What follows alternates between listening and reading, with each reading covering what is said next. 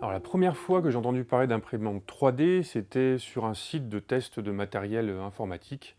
Mais à l'époque, j'avais plutôt le sentiment que c'était un gadget, parce que les personnes qui faisaient le test, finalement, imprimaient juste des objets de décoration.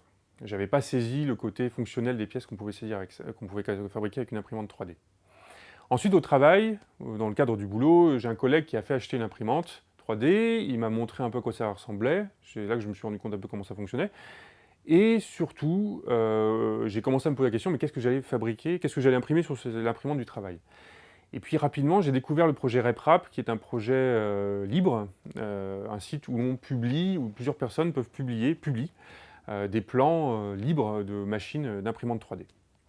Donc j'ai choisi un modèle sur ce site et j'ai décidé d'imprimer les pièces à l'école pour ensuite fabriquer ma propre imprimante 3D. Je ne l'avais pas conçue, mais je la fabriquais. Une fois cette machine construite, je me suis rendu compte qu'on pouvait en fait construire des pièces qui avaient une fonction mécanique, que les plastiques qu'on utilisait dans ce type d'imprimante avaient des propriétés mécaniques intéressantes.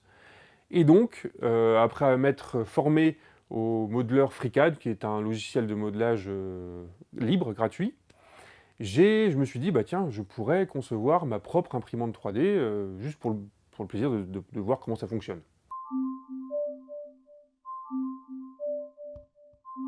Je pense que l'un des aspects les plus révolutionnaires des imprimantes 3D est qu'on peut réaliser des objets fonctionnels qui peuvent avoir une fonction mécanique, étant donné les propriétés des plastiques qu'on utilise. Je vais prendre un exemple. Mon beau-père a un robot ménager qui était cassé.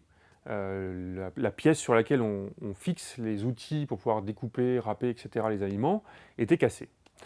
Donc il a modélisé dans FreeCAD toujours cette pièce. Il m'a envoyé par email le modèle 3D de la pièce. J'ai pu l'imprimer sur ma machine. Je lui ai envoyé la pièce physique. Il a testé sur le robot ménager, mais malheureusement, il a fait quelques erreurs dans le modèle, donc ça ne fonctionnait pas. Il a corrigé son modèle et m'a renvoyé un fichier mis à jour que j'ai imprimé à nouveau. Je lui ai envoyé la nouvelle version de la pièce et cette fois-ci, ça a fonctionné parfaitement. Le robot ménager est depuis lors tout à fait fonctionnel.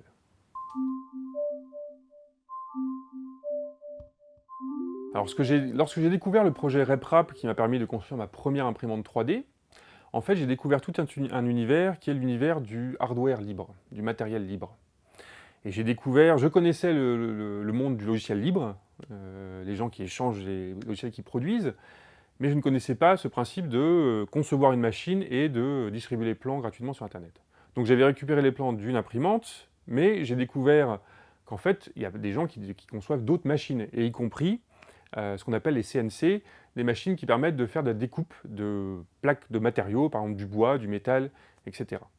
Donc j'ai découvert le projet d'un Américain qui a conçu sa propre machine à découpe numérique et qui distribuait les plans gratuitement. Donc j'ai récupéré ces plans.